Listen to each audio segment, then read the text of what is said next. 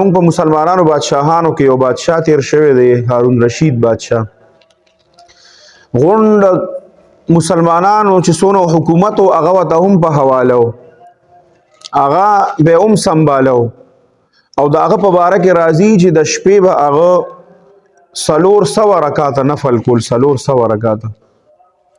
پیر ذوالفقار احمد نقشبندی صاحب رحمت الله علیه فرمایل چې یاره ما وی چې دا 400 رکعاته به د څنګه کول کېدي چې دا په دې کتاب کې غلطي راغلي، د 40 په ځای 40 په ځای چېرته 400 لیکل شوی دی.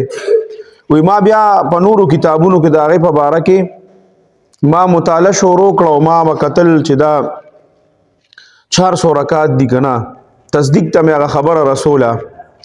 و چې ما نور کتابونه کله کتل نو په هغې کې دا خبره مخې ته راغله چې بعضو کتابونو دا لیکلي چې 800 رکعاته به د شپې کوله. بیا زما یقین راغی چې کم دا 400 رکعاته لیکلي شوي دي که نه نو دا صحیح لیکلي شوي دي. اوس دا چې الله سره د چا تعلق وي د هغې په وخت کې الله برکت هم اچوي.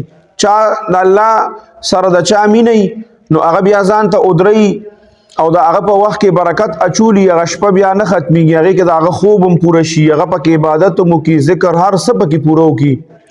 نو د وخت بادشاه چې دومره کوي چې هغه د شپې 400 رکعاته هغه نوافل کوي، نو مونږ او تاسو سره معمولی غونتې یا چېرته د یو مدرسې یا د یو جماعت یا د یو علاقې هغه ضروریات تړلي شوي، نو مونږ بیا ولې دومره عبادت نه کوو؟ مونږ له هم پکار دي چې مونږ ډېر زیات عبادت کوو. او په دې رمضان المبارک کې خاص طور باندې دا په ځان باندې مونږ ضروري کوو چې مونږ په دې رمضان المبارک په دې میاشت کې ډېر زیات په نبی کریم صلی الله علیه وسلم باندې درود وایو.